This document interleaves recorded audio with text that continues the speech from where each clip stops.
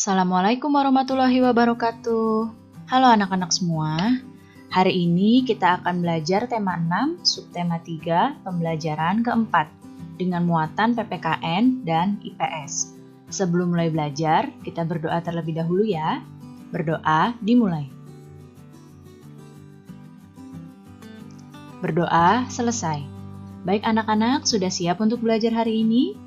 Kalau sudah siap, mari kita mulai belajarnya. Pertama-tama kita akan membahas muatan PPKN. Sekarang perhatikan gambar-gambar yang ada di hadapan kalian ini.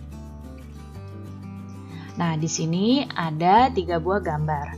Yang pertama ada gambar sampah yang dibuang di tempatnya. Kemudian ada gambar yang kedua dan ketiga, ini warga yang tertib dalam berlalu lintas. Sekarang, bagaimana pendapatmu jika kamu berada di tempat dalam suasana seperti pada gambar ini? Ya, pasti semua orang menginginkan tempat yang bersih dan juga tertib. Tentu kita jika berada di tempat seperti ini yang bersih dan juga tertib akan merasa nyaman. Kebersihan dan ketertiban itu dapat tercipta jika masyarakat menjalankan peraturan dengan tanggung jawab. Setiap warga negara itu mempunyai tanggung jawab yang harus dilaksanakan sesuai perannya di dalam masyarakat.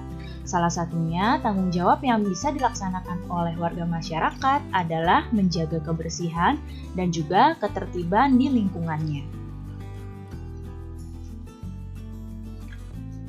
Lalu, apa akibatnya jika anggota masyarakat tidak melaksanakan tanggung jawabnya? Ya, jika warga masyarakat tidak memiliki tanggung jawab dalam menjalankan hak dan kewajibannya, maka akan menimbulkan berbagai masalah-masalah sosial. Berikut ini adalah beberapa masalah sosial yang akan muncul jika warga tidak menjalankan hak dan kewajibannya secara seimbang. Masalah sosial yang pertama adalah sampah. Sampah yang berserakan di lingkungan ini disebabkan oleh orang-orang yang tidak bertanggung jawab dalam membuang sampah. Orang-orang yang membuang sampah sembarangan dapat menyumbat aliran sungai, dapat membuat lingkungan jadi kotor. Sedangkan jika lingkungan kotor dan juga jika sampah di sungai itu banyak, maka yang akan merugi tentu masyarakat sendiri. Kemudian, kali atau sungai yang kotor. Nah, kali dan sungai yang kotor ini bukan hanya disebabkan oleh warga yang membuang sampah sembarangan, tapi juga disebabkan oleh pabrik yang membuang limbah di sungai tanpa diolah terlebih dahulu. Kali atau sungai ini akan menjadi kotor dan juga tercemar limbah, sehingga ekosistem di dalam air dapat terganggu dan air dari sungai atau kali ini juga tidak bisa diolah kembali. Kemudian, bangunan liar. Bangunan liar ini berupa bangunan sementara yang didirikan di tempat yang tidak seharusnya, misalnya di kolong jembatan, dan dapat menimbulkan ketidaknyamanan masyarakat.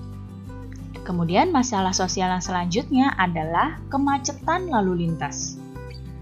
Nah, salah satu penyebab kemacetan lalu lintas antara lain banyaknya pengguna jalan yang tidak melakukan kewajibannya untuk menaati aturan lalu lintas.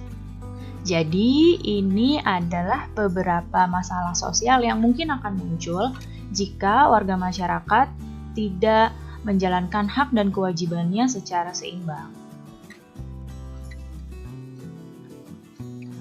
Sebagai anggota masyarakat, ketika satu pihak tidak melakukan kewajibannya, itu bisa mengakibatkan hak semua anggota masyarakat tersebut terganggu.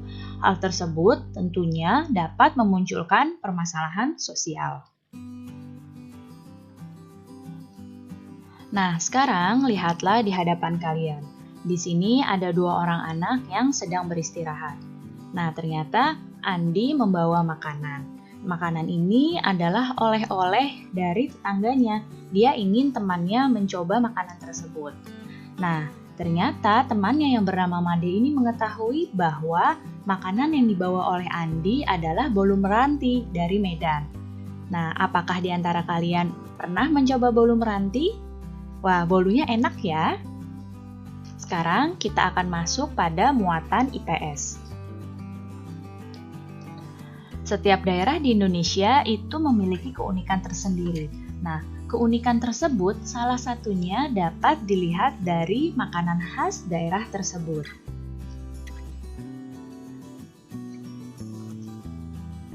Berbagai usaha makanan khas suatu daerah dapat mendatangkan banyak keuntungan bagi masyarakatnya.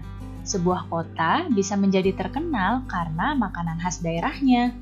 Apakah kotamu termasuk kota yang terkenal karena makanan khas daerahnya? Nah, sekarang lihat di hadapan kalian. Di sini ada beberapa gambar makanan khas Indonesia. Nah, sebenarnya banyak ya makanan khas Indonesia. Di sini Ibu hanya menampilkan beberapa saja. Nah, makanan khas Indonesia ini contohnya ada bakpia yaitu dari Jogja, ada pempek dari Palembang, ada bika Ambon dari Medan, serabi Solo dari Solo, ada kue sagu dari Papua, ada keripik apel dari Malang, ada lumpia dari Semarang, dan ada lamang dari Sumatera Barat. Makanan ini karena terkenal bahkan sampai dijadikan oleh-oleh khas daerah tersebut. Nah, apakah kalian pernah mencoba salah satu makanan ini? Nah, makanan-makanan ini tentu saja rasanya adalah rasa-rasa khas dari daerah tersebut dan tentu saja enak.